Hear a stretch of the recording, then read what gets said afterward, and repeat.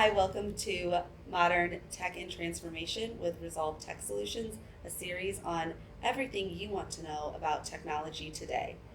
My name is Carla Hartman. I am the VP of Marketing at Resolve Tech Solutions, a mid-sized, award-winning consulting firm located in Dallas, Texas. And here with me today, I have Michael Brown, Director of Architecture at Resolve Tech Solutions.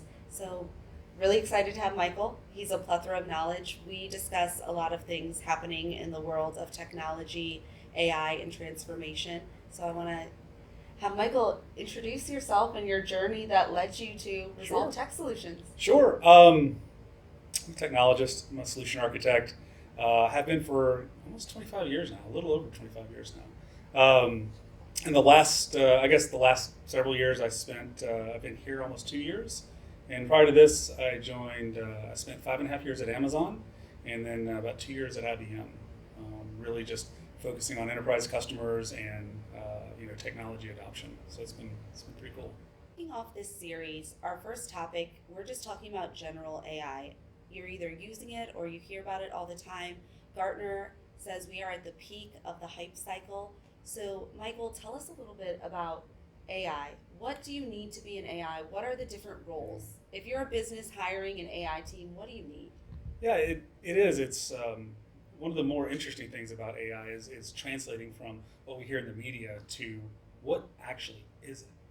And a lot of times what we see is companies. I read an article. It came from Facebook, and it really broke down their data roles and their AI roles into really three categories. And I thought it was fantastic. I'll share it with you. And so one is the people who really understand data, right? The data scientists. The people who understand the algorithms, who help choose algorithms, who understand where to apply the different algorithms. So that's going to be a lot of times they come out of academia, or they've just got a lot of experience. So that's going to be a data scientist. And then the people that really put the compute infrastructure and the storage infrastructure and actually do the work on the data, because data used in machine learning models has to be in a specific format, in a specific way, and so somebody has to do that work. That's usually going to be somebody called a data engineer, and so those people they're usually multi-talented across IT infrastructure and a lot of technologies, as well as understanding a lot of the tools that are used to do data transformation. So that's a really important role. We see a lot of growth in data engineering, and then we always have to have someone that is driving the consumption of that data and the presentation of that data to the business, right? So it has to translate to business value always, and that's going to be your data analyst, right? A lot of times, a data analyst and a business analyst are going to be either working very closely together or the same person. And when you look at that ecosystem, you've got data scientists, which is really understands how to apply the algorithms and which algorithms to use. You have the data engineers that does the data preparation, and then you have the data analyst and the business analyst that takes that prepared data and puts it to work for the business. Okay, so let's dive into data a little more. Yeah. I read a stat that said only 4% of businesses have AI-ready data. Do you think that's accurate, first of all? And let's talk about what that even means. I know. I would say it's probably accurate, but I would also, and this is purely opinion, probably the 4% that have AI-ready data, probably half of those are by accident, right? And what we mean by AI-ready data is when you look at the machine learning algorithms that are available, they've been around since we've known the math how to do these things for a very long time, and like the compute is just now really catching up so that we can use it. And those algorithms, it's almost like a menu at a restaurant. There's just hundreds of algorithms in different categories that do different types of things. And when you go and pick an algorithm, you go, I like the look of that one. You read the description, you go, I like the look of that. And then you read into the technical description of it, and it'll tell you, I expect data to be in this format, in this way, and it looks like this. Right? That's what it's expecting. And so you go, okay, great, I want to use it. And then you go look at your ERP, or you look at your manufacturing execution system, or you look at your CRM, and you go, okay, I want to get the data in this format. And it's not the same. The date's not the same, or it's not in the same cadence, or the format is wrong. It wants first and last name together, or it can't have, maybe there's red, blue, green in your data, and it needs to be 1, 2, 3 in the algorithm. So that's what it means by AI ready data. Is you have to have the data in the format of the algorithm, and there's so many different machine learning algorithms, there's thousands. You have to have those. You have to have data to fit all of those. They're kind of similar, but there's a lot of work there, and that's where the data engineer and the data scientists come together to build out that plan of what it looks like. So the data scientist is actually building the algorithms. Or they help select them. I don't want to say there's not algorithms being developed today. Obviously there are, but most of the algorithms are already built. Where would one go to just look at algorithms? There's a lot of places. Honestly, there's one of the places that I've spent a lot of time educating myself is there's a website called Kaggle.com. Okay. Kaggle, I think. And just a lot of content, a lot of community, a lot of training, all free. And it's an ecosystem of people learning about AI and ML. So you can find some algorithms there. You can build your own with data scientists. Yep. Then you have the people making the data look good. Yep. And then the business analysts, are they ingesting in the model? Where does the model come in? So the model is, depending on what you're trying to do. So let's say, one of the easiest things that people can put their hands on is predictive analytics. So I want to do, sales prediction or inventory prediction. And so when you want to look at prediction, one of the things that you have to do is the data scientist or somebody with some experience will look at it and go, okay, we're going to use a random cut forest model. I'm just picking that one. Mm-hmm. I know that one kind of fits in that realm. And they will go select the correct one. And then somebody like a data engineer will look at that and go, okay, I need to get the data in this format. And then they'll go look at the historical sales data. And the historical sales data will be, by quarter, by month, by salesperson. It has all this information in it. And they go, okay, well, I need to make this data look like this. And they will go and do that work. And so building, and these are all just steps. The goal is to put this into an automatic pipeline because it's something you want to do continuously. It's something that it's the first time you do it, it'll be very difficult, but then after that, it's automatic. And that's how you can get the power of AI. If you just build the AI model and run the data one time, that's cool, but it's not something that you can continue to use. And so you've got to go through the process of making your data AI ready so that you can start using it in this model, start using the next model after that. And what I'll say is, your question was, where does the model come in? So the model is used to, first you pick just any model, and then you use your own data, and you train that model. And so after you take your data and you put it into the model and you train it, that is a special model that's yours, based on your data and your information. And then what happens is you put in new data, new business data that happens, like new sales data, and then the model will say it will predict, maybe when, the type of customer that you bring in, you feed a new customer into it, and it'll tell you there's an 86% chance this is a good customer. This would be somebody to invest in. Maybe you send them new marketing collateral. Maybe you invite them to a webinar, something like that. So, and then the more data that you get, the more the model grows. So it's a living, breathing thing. It's really cool. Okay, no, that's good stuff. It's interesting. But what I'm hearing is like repetitive tasks. Yes. Right? Find stuff that's repetitive so you can continue to reuse your model. Yes. What if it's something you've never done? So Gartner talks about game-changing AI, right? Getting that data, what does that look like? An example they talked about was a cure for cancer or something, creating something like that. They predict that might come from AI. Yeah. So let's talk about what that looks like. So what's interesting is, there's different types of AI at this point. Last November, the world was, introduced to a large language model, right, or ChatGPT, and that was such a force multiplier.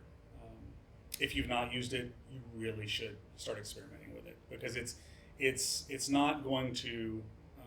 What it does is it takes something that you might already know, but it makes you faster, and it gives you more information.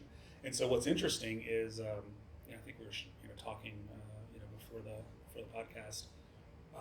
Microsoft released this technology called AutoGen a couple of weeks ago, And the way that it works is, you have a ChatGPT language model. Okay, great. And you can talk one-on-one with it.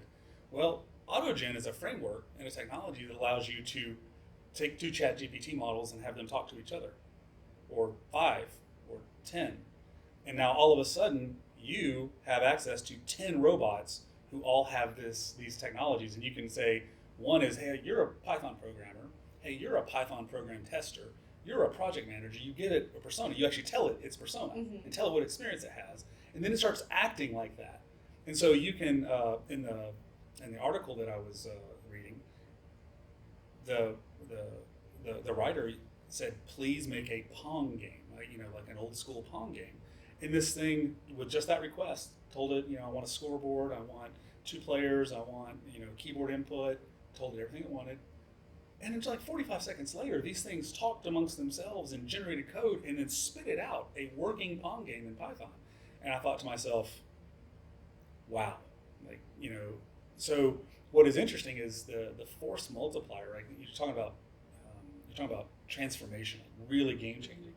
We have a situation to where now normal non-technical people will be able to create code and create programs and create capability within this technical ecosystem, whereas that was once just reserved for people who had that expertise.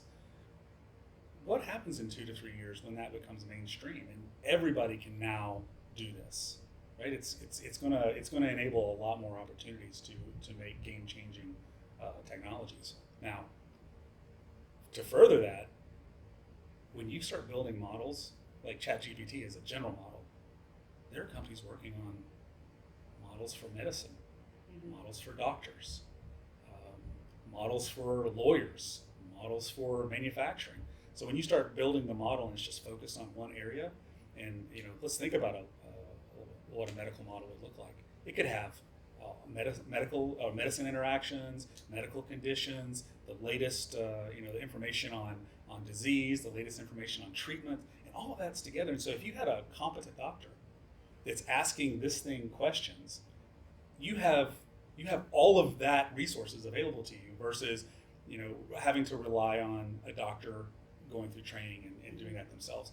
And it's super difficult and it's unrealistic to think that somebody's going to do that on a continual basis, but the model keeps getting updated, right? So yeah, I think it's going to be, I think it's moving fast and I don't think it's slowing down.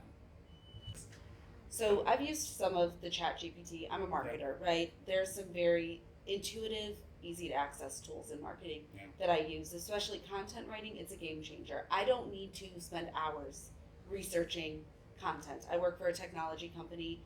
I know enough to be dangerous, right? But I'm not going to be able to get into the really granular details of an ERP system implementation. But ChatGPT, Bard, Claude AI, these can get me to a place where I can intelligently market it. So I've had people say, is it accurate? I haven't seen a lot of hallucinations because I have subject matter experts check over anything before it goes out in marketing. What is your take on the hallucinations for these game-changing, in medicine especially? That'd be horrific, detrimental if it hallucinated. I have not seen a lot of hallucinations. What's your take on that? So early, so ChatGPT really came out in November, and then Microsoft had their Bing, which is now called Copilot. It came out 6 months or so later. You could when it first came out, you could definitely prompt it and then ask it different questions and give it different things, and it would start fabricating reality. It's much less now because they're training that out of it, right? They're putting more framework around it. The Microsoft model was frightening when it first started. Yet again, though, it was brand new and they didn't have all the framework in place for it. But yeah, it would. I read an article where it told a guy, a researcher, somebody who was writing an article. It told him that it was going to turn him into the cops for a murder that it had proof that he did in 1996 or something crazy like that. Like it was, just really, really intricate fabrications. So yeah, I mean that's I guess that's one of the risk models that we have to work with these large language models, because the they appear to be sentient. It appears to be people on the other end, but it's not. Mm-hmm. It's just generating the next word that it think is supposed to go next. And so yeah, putting the framework in place to be able to have that checked and for it to be factual information and not fabricated information, I think is one of the best models that we have to look at. But it's much less now. Yes, as I said, I don't see it a lot. It's made my job easier. I know a lot of marketers think my job's going to be gone because AI is to me is so intuitive. I don't fully believe that. I believe marketers that don't use AI might be at risk. I believe organizations that don't use AI, even organizations that you don't think of as technical, like doctors, as we said, if your office is not using AI, but the office next door is, and they're just the speed of which they can do things and the accuracy is improving, it's definitely going to be a competitive advantage. So if an organization said, I know I need to use AI, I don't know where, I don't know what, I know we talked about, let's start with the repetitive tasks. If you do anything with RPA, maybe build off that. That's kind of where my mind went when you were talking about it. What would you say? What would you tell them they need to get in place? And when do they need to ask for help? Yeah, that's, I guess a couple of things came to mind as you were asking the question. So first, I think if you're not using some sort of language model, experimenting with that and seeing how that can augment what you already know how to do, I would think that's first, because that content generation, because what's interesting is we think of content generation as writing a paper or writing a report or doing a quote. The computers don't see any difference between writing a paper and writing a symphony and painting a digital painting, or writing programming code, right, in Python or C#. Like, it doesn't care what that is. And so if you're, I'll give you an analogy for force multiplier. So I was on the phone with a client, and that client they were trying to find a way to compare across a lot of file systems. Not to get too technical, but they were like, okay, how do I tell if all these files are over here? And it was really important that they didn't miss any. I'm like, oh yeah, you could write something in PowerShell to do that. And as an IT person, I could probably sat down and spent about an hour and a half, 2 hours, and wrote that piece of that script technology to do that comparison. While I was on the phone, I just type it into ChatGPT, and it spits out this code, and I go, that sort of looks right. I mean, but it's 10 seconds later, and I have code, and I just copy and paste it, and it gives me an error. I go, okay, well, I then type the error into ChatGPT, and ChatGPT apologizes. Oh no, you need this. Gives me another set of code. I drop that in, and we fixed his problem. It did exactly what he was looking for. It said, okay, here's the files over here. Yes, the files are over here. Exactly. And he now had that piece of code. So, and then I got off that phone call. Now I'm on the next phone call, and I had another scenario, same thing. It was a different piece of technology. It was a piece of technology in Amazon Cloud. The customer had over 100 servers that they wanted to enable alarms on. Like, we want to turn on CPU alarms and usage alarms. Like, we want to turn those on. And the way that it works in that cloud platform is that it's kind of like a one-in-one thing. Like, you have to do this one, and the next one, and the next one. And I go, oh, I know you can do that with scripting, with infrastructure as code. Typed it into ChatGPT, spit out the code, copy, paste it, done. And I'm like, that was 4 to 6 hours of work in 2 minutes. Mm-hmm. That's what, and you can do that across a lot of different things. So definitely take a look at that.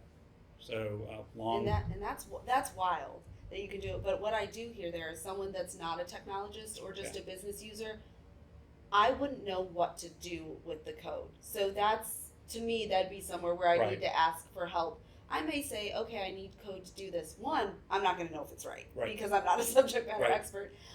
And two, I don't know where to put it. So I know I asked and when to ask for help. That's, to me, I'm like, all right, that's where my gap is, right? Mm-hmm. That's where the general non-technical user, it's really cool. I can say I can code now, but it doesn't mean I can do everything downstream. That's right. Because I got really excited thinking I'm going to go home and code, but then I'm like, well, Yeah. I don't know what to do with it. Well, but the other thing is, I have a colleague who is, he's lived here in the U.S. for 25, 30 years, but English is still, is not his first language, and so he works at a school, and he constantly uses ChatGPT. So he writes something, and he constantly uses ChatGPT and says, "Can you help me make this more clear, or is this rewrite this for me?" Mm-hmm. And it's helping him be more clear with his job. He knows exactly what he wants to do, but he's using it to augment his abilities.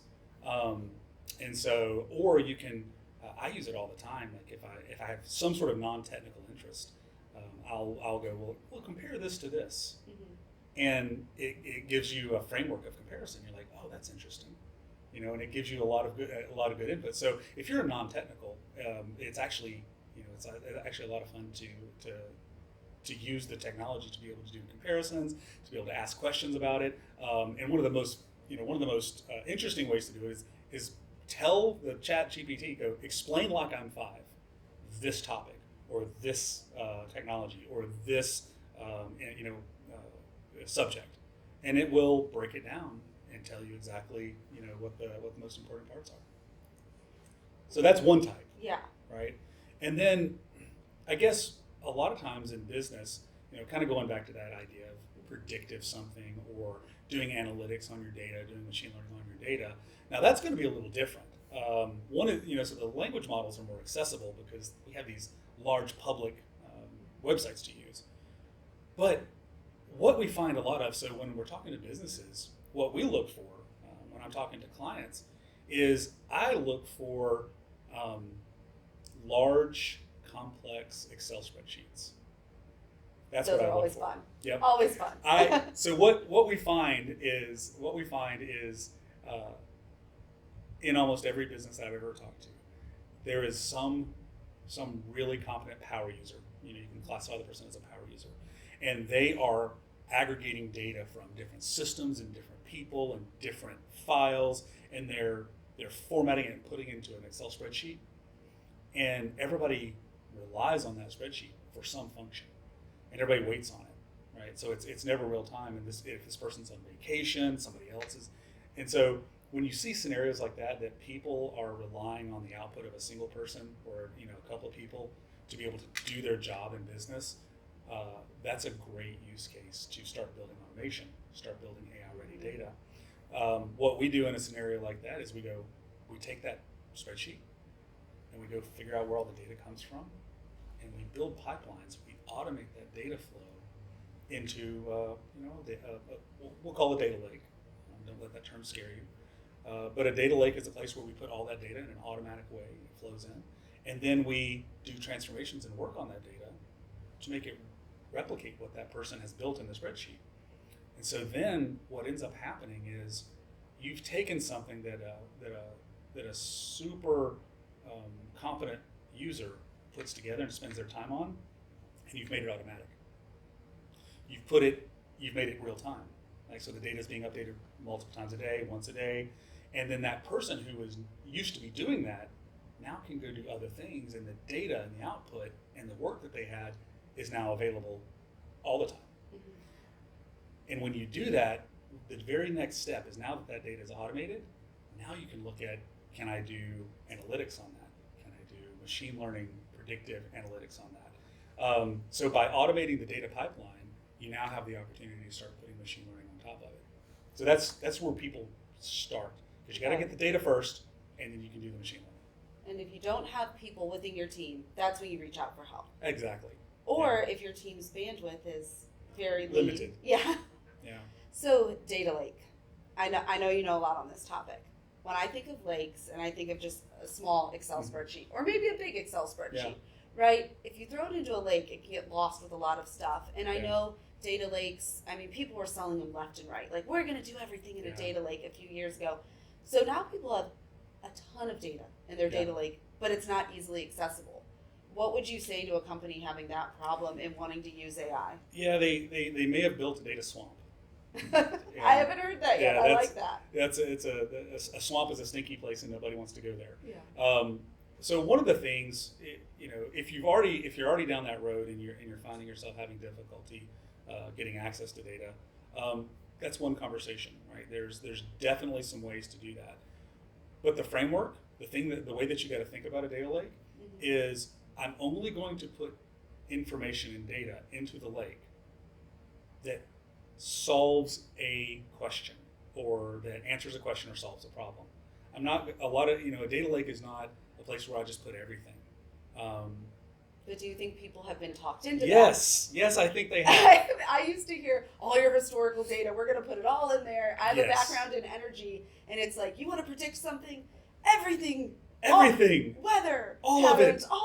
So interest rates. But I've never heard data swamp, and I love that. Yeah. Well, that's what happens is that's exactly what the promise was is and especially when you say the word data lake, a lot of people have purchased products, and I'm not saying the products are good or bad, but the modern data lake is really a cloud native tool set. Whether that cloud is Amazon or Azure or Google, you have to use that cloud native tool set, because when you really talk about a data lake, there's a lot of there's a lot of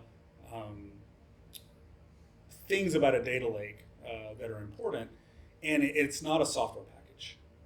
Okay. It's not a license.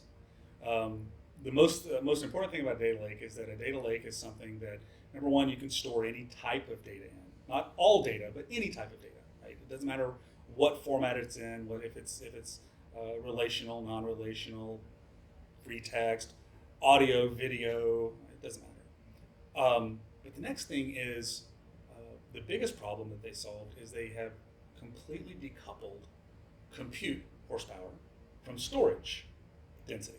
So historically, when we used to do these things, we called them data marts or data warehouses or these types of things.